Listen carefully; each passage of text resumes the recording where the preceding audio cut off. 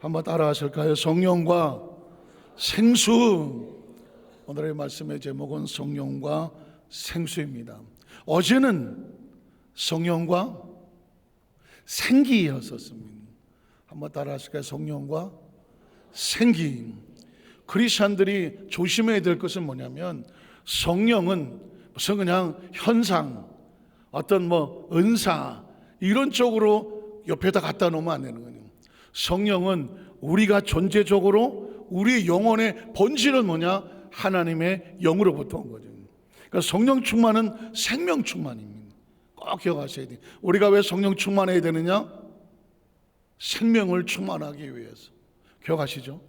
마른 골짜기에 생기가 들어가니까 뭐 하더라? 살아나더라. 생기가 들어갈지어다. 하나님의 군대가 살아나더라.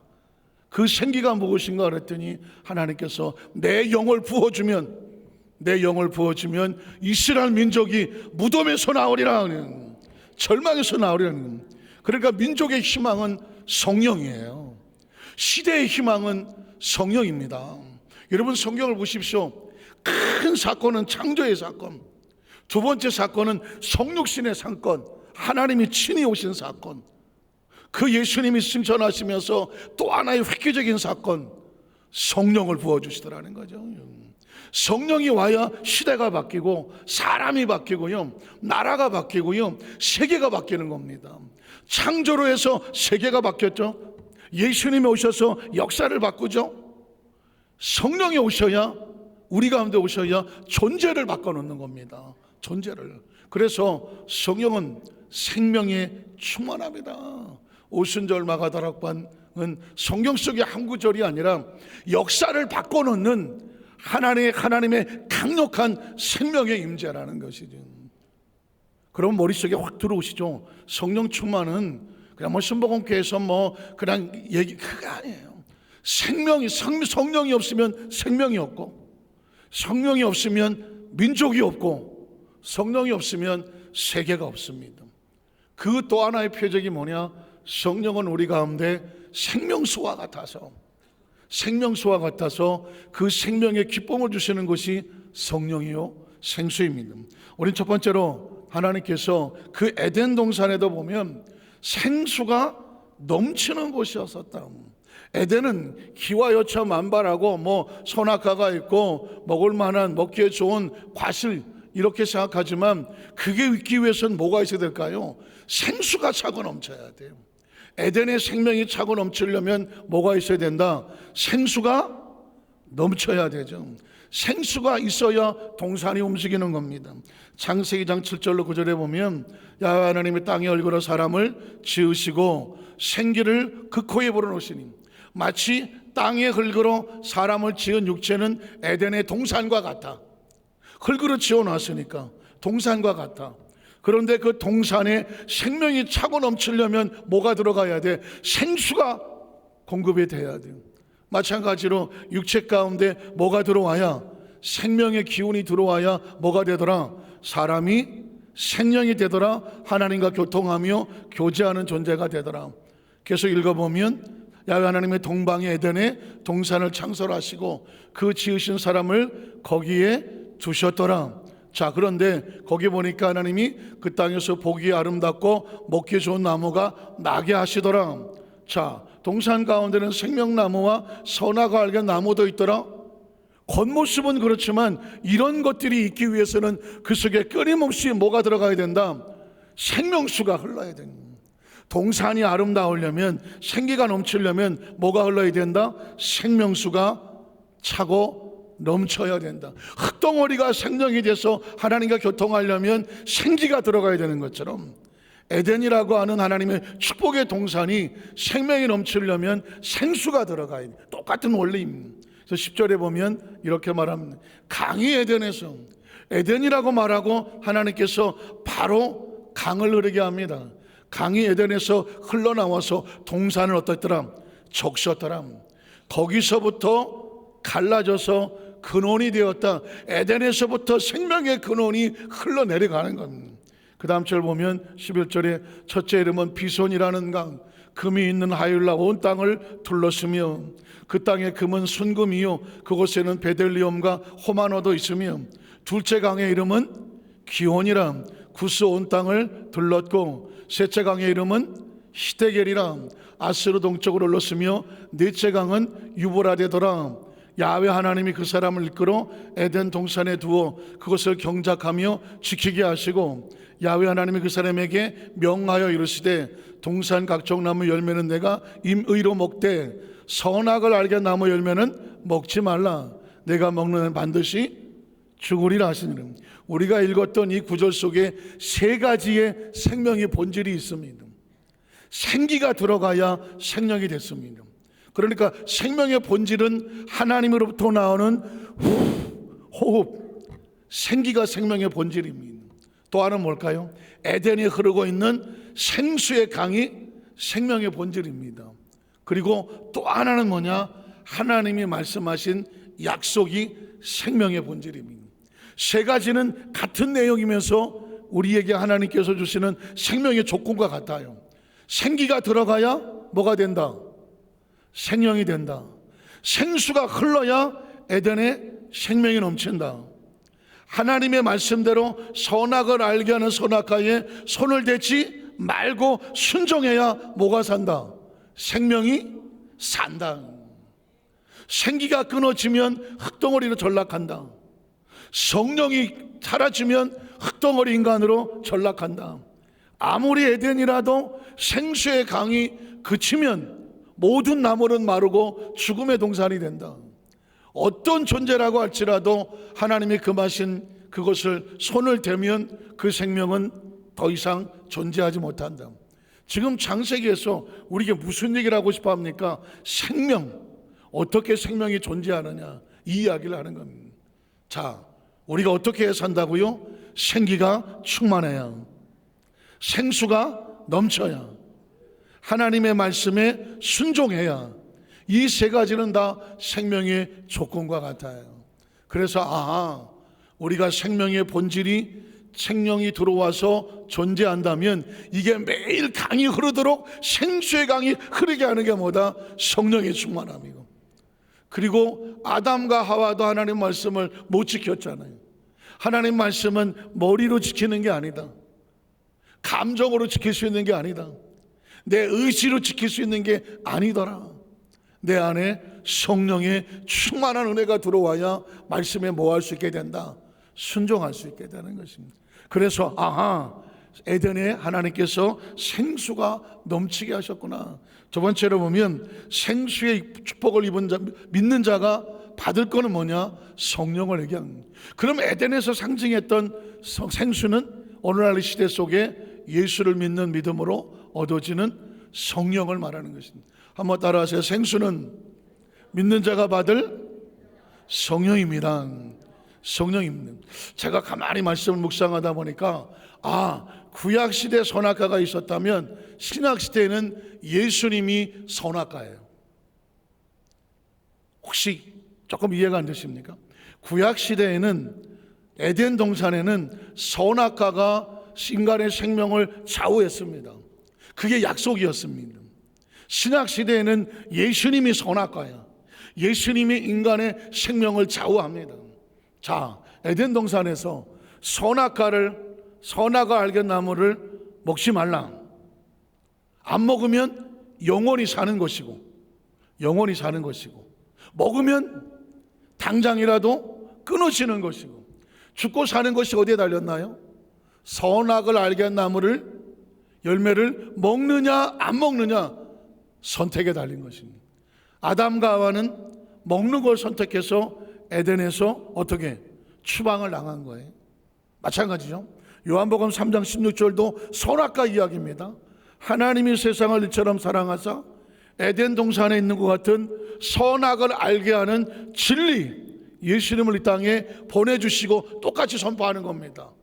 예수를 믿으면 영생을 얻을 것이고, 믿지 아니하면 영원히 멸망할 것이고, 믿는 자는 영생을 얻을 것이고, 믿지 않는 자는 영원히 멸망할 것이고, 선악을 알게 하는 나무도 먹지 아니하면 영원히 살 것이고 먹으면 뭐하리라? 죽으리라. 똑같은 얘기 아닙니까? 에덴 동산에 선악과가 있었던 것처럼 오늘날 시대에는 예수님이 우리에게 주시는 사느냐 죽느냐의 생명의 기로와 같다. 예수님을 구주로 믿으시면 아멘 하시기 바랍니다. 예수를 믿는다는 얘기는 선악과를 소중히 여겨서 하나님 말씀에 순종하여 손대지 않는 것과 같아요. 예수를 믿지 않는 것은 뭐 내가 믿을 수도 있고 하면 그건 내가 판단하는 거지. 내가 판단하는 거지. 스스로 예수를 믿지 아니함으로 어떻게 하나님과 단절되어 에덴에서 추방나는 것과 같습니다. 아담과 하와의 실패가 뭡니까? 선악과 먹고 안 먹고는 내가 선택해야지. 그걸 뭘 하나님이 먹지 말라고 해서 안 먹고 먹으라 해서 뭐 먹나? 하나님 먹지 말라고 한 것을 자신의 의지로 먹었잖아요. 자기가 선택했잖아요. 예수를 믿는 것은 사실은 내가 선택해야 하는 것이 아닙니다. 인간이면 창조주 하나님 앞에 피조됐으면 선택이 아니라 필수예요. 믿는 자마다 멸망하지 않고 영생을 얻게 하시리라. 이건 신앙은 선택이 아니야. 살려면 숨을 쉬어야 되고 살려면 숨을 쉬어야 되잖아요. 요즘 피곤해서 숨도 쉬기도 귀찮고 나 숨 안 쉬어. 숨 쉬는 게 선택입니까? 숨 쉬는 건 선택이 아니에요. 이건 살기 위해서 몸이 반응하는 겁니다. 귀찮아. 나 밥도 안 먹어. 다 먹기 싫어. 한 40일 굶습니다. 그래서 어떻게? 내가 먹기 싫어서 안 먹었는데 누가 뭐라 그래? 그럼 어떻게 될까요? 그 생명은 안 사는 겁니다. 예수를 믿는 것도 마찬가지입니다. 예수를 믿는 것도 그건 뭐 내가 가고 싶으면 가고 말고 싶으면 마는 거지. 그걸 꼭 뭐 누가 하라고 그래서 해야 돼? 난 그런 거 싫어. 난 내가 좋으면 하고 내가 싫으면 안 해. 죄송한 얘기는 그 얘기는 선악과를 마음대로 손대는 것과 같습니다. 아주 위험한 겁니다. 아주 위험한 겁니다. 신앙을 내가 주인이 돼서 내가 판단하고 내가 시간 있으면 가고 시간 없으면 안 가는 거지. 그걸 꼭 물어봐야 돼? 그걸 꼭 목사님이 하라고 그래야 돼? 성경에 그렇게 기록했지만 내가 사정이 안 돼서 못할 수도 있는 거지 뭐 살다 보면 그런 거지 어떻게 생각하십니까? 이건 우리의 선택이 아니에요. 성령 충만은 우리의 선택이 아닙니다. 생명이 존중하려면 성령 충만을 할 수밖에 없어요. 우리 안에 기쁨을 끌어안고 하나님 말씀하신 에덴을 누리려면 선악과를 손대지 아니하듯이 예수를 부여잡을 수밖에 없습니다. 그게 바로 성경에서 말하는. 그래서 예수님께서 요한복음 7장 37절 이하에 보면 단호합니다. 명절 끝날 곧 큰 날에 예수께서 서서 외쳐 이르시되 누구든지 목이 마르면 다른 데 가지 마라. 내게로 와서 마셔야 된다. 나를 믿는 자는 성경의 이름과 같이 그 배에서 생수의 강이 흘러 나오게 되어 있다. 뒤집어 말하면 믿지 않는 자는 성경의 이름과 같이 그 배에 생수의 강이 끊어졌으니 산다 죽는다. 그건 죽은 자와 같은 거예요. 그 다음 절을 보면 이는 그를 믿는 자들이 받을 뭘 가리키는 거다? 성령을 가리켜 말씀하는 거다. 그러니까 생수의 강은 생명은 성령입니다. 성령은 받아도 좋고 안 받아도 좋은 게 아니라 성령은 날마다 충만해야 내가 살 수 있는 것입니다. 살 수 있는 것입니다. 그러니까 이 성령 충만을 인식을 바꿔야 돼요. 이번 성령 대망의 동화에서는 성령 충만이란 인식을 바꿔야 돼요. 그건 목사님이나 장로님이나 어디 지역장 구역장이나 하나님 일하는 사람이나 성령 충만한 거지. 나같이 세상 일에 바쁜 사람이 성령 그냥 교회나 열심히 다니면 교회나 열심히 다니는 게 아니에요. 생명 나오려면 성령으로 충만하셔야 돼요. 성령으로 충만하셔요. 제가 그전에 미국에서 성교 처음 갔더니 참 미국에 있는 성도는 참 재밌는 성도 많아요. 어떤 젊은 부부인데 부인이 돈을 잘 벌어. 직업 얘기하면 알 것 같아요. 같은 거는 돈을 잘 벌어. 바빠. 남편이 사무장이고 부인은 돈 벌어. 그런데 한 달에 한 번씩 자기 사업장에 와서 목사님 예배 드려주세요. 그래서 예배 드리고 그러면 이제 거기 근처에 가서 식사 밥을 먹고 이 얘기 저 얘기하고. 그런데 이런 얘기를 하더라고요. 목사님 저 부흥회 같은 것 좀 하지 마세요. 부흥회하지 말라. 왜 그러나 했더니 지난번에 그 부흥회를 해갖고 거기 갔다가 은혜를 너무 받았대. 은혜를 받아서 지갑에 있는 헌금을 다 놓고 왔대. 정신 차리고 보니까 주머 지갑에 돈이 없더래. 그러면서 이러면 목사님 부흥회 하지 마세요. 왜 그러냐 했더니 은혜 받을까 봐 겁난대. 이거 난 한국에 듣도 보도 못한 얘기를. 그러니까 은혜 받기 싫어서 부흥회 하지 말라는 거죠. 그랬더니 그러니까 하여튼 간에 부흥회만 하고 나면 지갑이 빈대. 그래서 일단 지갑이 비니까 알았다고는 했는데 가만히 생각해 보니까는 이 사람 머릿속에는 은혜를 받고 내가 영이 산다는 이 의미보다는 내 지갑이 털렸다는, 왜 지갑에 돈이 없지? 이걸 계산하고 앉았어. 그것도 참 신기하네. 그 정도 계산하시는 분이 은혜 받았다고 지갑을 터시나? 그것도 참 신기하네. 어쨌든 오래전 이야기지만 이런 건 우리가 선택하는 게 아니에요. 부흥에 참석한다고 다 은혜 받습니까? 부흥에 참석한다고 다 지갑 털고 헌금합니까? 어림도 없어. 어림도 없다고요. 지난 6월달 그 지방의 원래 때 예배를 드렸어. 목사님들 사모님 놓고 진짜 끝나고 하는데 어떤 여자 목사님이, 목사님, 회장님, 나 오늘 헌금 10만 원 했어. 왜 그랬더니 너무 은혜 받아서 10만 원 했어. 어쩌라고 어쩌라고 10,000원 하다가 10만 원 했다. 근데 그 순간 옛날 생각이 확 나. 그러니까 어쩌라고요? 그랬더니 은혜 받았다고. 여러분 보십시오. 은혜를 받으니까 계산을 안 하는 거야. 계산 안 하는. 이것도 축복 아닙니까? 축복 아닙니까? 우리가 지금 사는 건 이건 은혜로 살아야 계산을 안 하지. 이 은혜가 다 떨어지면 계산하고 앉았다니까.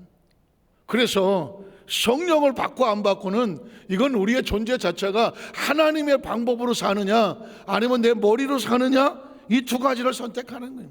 그래서 마지막 세 번째로 오순절 성령 강림의 사건을 가만히 보니까 성령 충만 받고 나서 표적이 뭐냐? 기쁨이 넘쳐. 기쁨이 넘치는 거예요.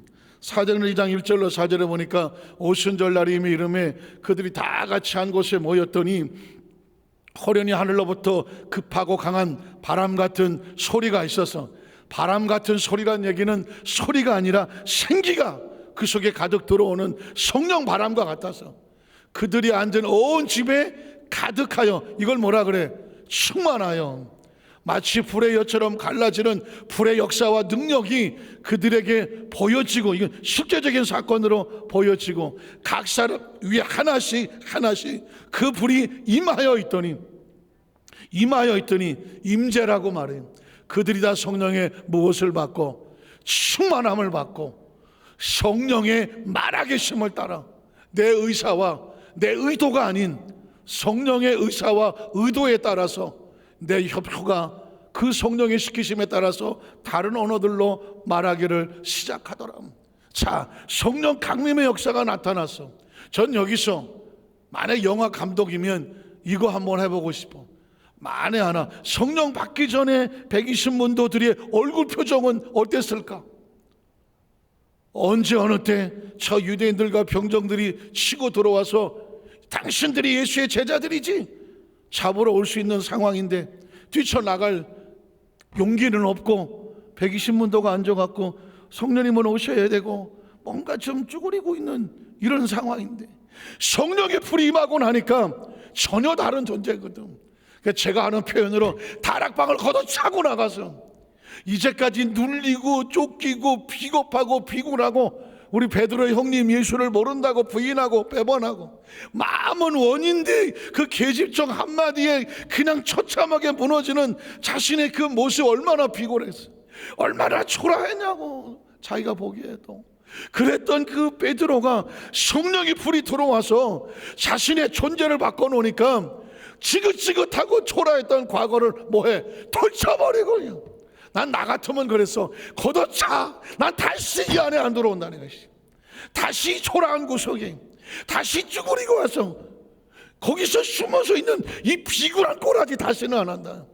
차고 나가서 뭐합니까? 담대하게 그 얼굴이 충만하여 너희가 십자가에 못 박아 주었던 그 예수를 하나님이 살리시고 주와 그리스도가 되게 하셨도다, 이걸 외치고 싶어서 목이 터져나가지 않습니까? 그 이 얼굴과 이 얼굴을 바꿔놓고 표정을 바꾼다면 여기는 기쁨이 없고 여기는 기쁨이 충만하지 않겠습니까? 기쁨은 파워입니다, 여러분. 기쁨은 힘입니다. 기쁨이 안에 충만하면 누가 그걸 막겠습니까? 그래서 그 다음 절에 보면 사도행전 2장 11절 14절에 보니까 사람들이 그 모습을 보고 다 놀라며 당황하여 서로 이르되 이 어찌 된 일이냐 하며 어떤 이들은 조롱하여 아이고 저것들이 아침 대바람부터 술 처먹어 갖고 술에 취하였다 하더라고요. 여러분 보십시오. 이게 굉장히 중요한 겁니다. 이 성령의 충만한 장면을 전혀 예상하지 못했고 이게 무슨 일인지를 모르는 사람들이 볼 때 꼭 뭐 먹은 것 같아? 술 취한 것 같아. 술이라면 나도 왕년에 한 가닥 했다. 한 가닥 했다. 아, 괜찮아. 이럴 때 한번 하는 거지. 언제 하겠어. 요즘도 한다.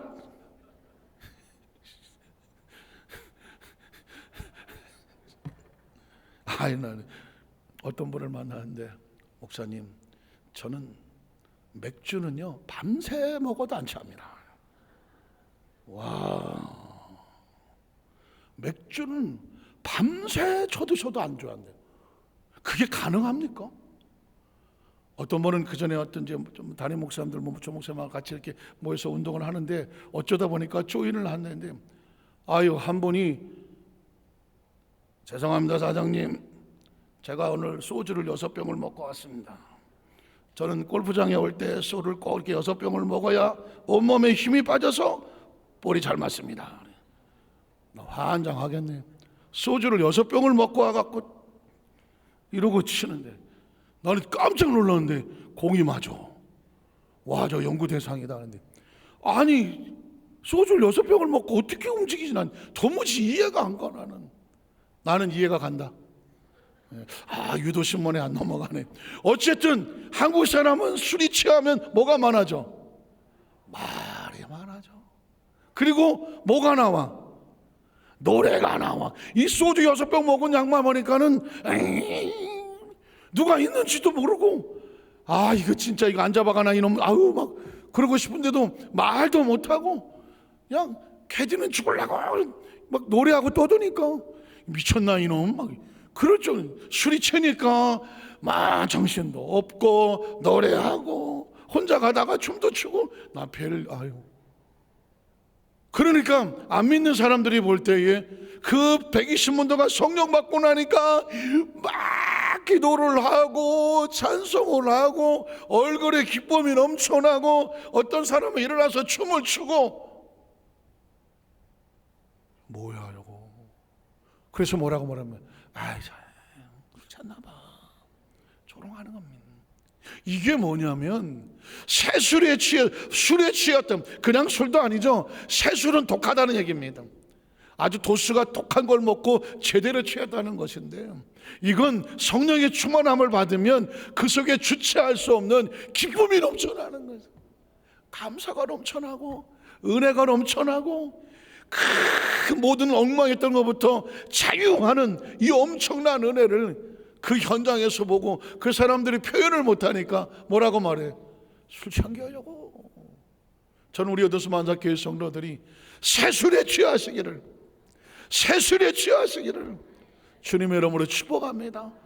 또 요것만 잘라갖고 저 김림 목사가 술 처먹으라고 그랬다고 그냥 술에 취하라고 그랬다고. 참 재밌는 성도들 많아요. 그 전에 어떤 분이 목사님 제가 한잔 했습니다. 예. 힘들어서요. 술 먹으면 또 울잖아 또. 예. 목사님 술 한잔 하시겠습니까? 내가 말을 못하니까 성경에 보니까 예수님도 술 취셨던데. 나는 참 하여튼간에 이게 아주 모범적인 성도들만 있는 게 아니라 또 제가 보면은 술 쳐드시고 전화도 하시는 분도 있고 별의별 사람들이 다 있어. 예전 같으면 그게 감당이 안 됐는데 이제는 다 불쌍하고 조금 드세요. 해장국은 드셨어? 예. 다 달래갖고 이렇게 하고 그런데 정신 깨고 나면 목사님 죄송합니다. 그럼 뭐라 그래요? 사탄아 물러가라 이럴 수는 없잖아. 다음에는 조금 한 병 덜 드셔. 이제 나의 생각도 하시고 술 많이 먹어서 좋은 거 없어요. 그랬더니 그러긴 해요. 어떻게 하겠어요? 그래서 이렇게 와야지.